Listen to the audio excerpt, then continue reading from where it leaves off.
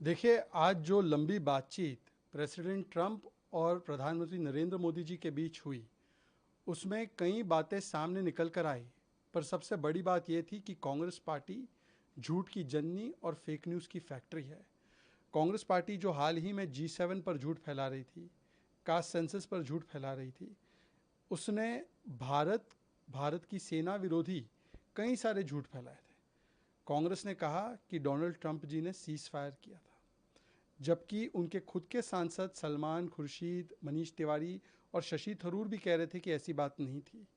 पर आज प्रधानमंत्री नरेंद्र मोदी जी ने साफ साफ डोनाल्ड ट्रंप जी से कहा कि किसी थर्ड पार्टी के हस्तक्षेप की कोई बात या कोई सवाल ही पैदा नहीं होता, ना भारत इसको स्वीकारता है।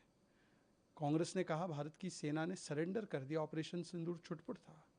प्रधानमंत्री मोदी जी ने साफ कर दिया कि भारत की सेना ने इस प्रकार की कुटाई की जो 26/11 के बाद भी हमने नहीं देखी थी, जिसके चलते पाकिस्तान के डीजीएमओ ने भारत को डायरेक्टली फ़ोन किया। कांग्रेस ने कहा कि ट्रंप साहब ने ट्रेड का इस्तेमाल करते हुए सीज़फायर करवाया। प्रधानमंत्री मोदी जी ने साफ कर दिया कि ट्रेड के बारे में पूरे ऑपरेशन सिंदूर में कोई बातचीत नहीं हुई और आज भी ऑपरेशन सिंदूर जारी है। उल्टा आज तो एक नया डॉक्ट्रिन स्थापित हुआ है कि गोली का जवाब गोले से।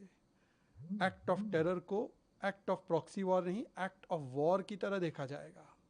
और घर में घुसकर मुंह तोड़ जवाब देने की जो क्षमता है, उसका भी परिचय मिला।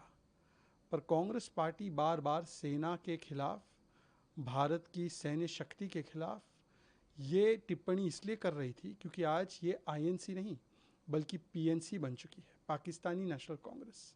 और राहुल गांधी एलओपी नहीं, लीडर ऑफ ऑपोजिशन नहीं, लीडर ऑफ पाकिस्तानी प्रोपेगेंडा की तरह बात करते हैं। आज कांग्रेस को बताना चाहिए कि उनके एक के बाद एक जो झूठ उजागर हुए हैं, उसका पर्दाफाश हुआ है। क्या मोदी विरोध में उतरते उतरते देश की सेना विरोध में आप उतर गए? ऑपरेशन सिंदूर को सरेंडर बताया, ऑपरेशन सिंदूर फेलियर था, छुटपुट था। आपने कहा कि सीजफायर हो गया, आपने कहा कि थर्ड पार्टी इंटरवेंशन हो गया।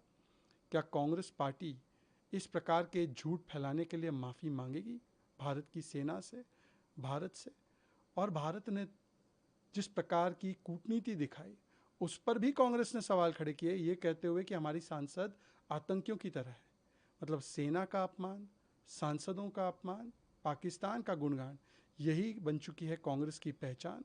अब कांग्रेस बताए कि क्या वो इन सारे झूठ बातों के लिए माफ़ी मांगेगी और किस प्रकार से कांग्रेस पार्टी सरेंडर कर गई पाकिस्तान के प्रोपेगेंडा के सामने, उस पर वो जवाब दे।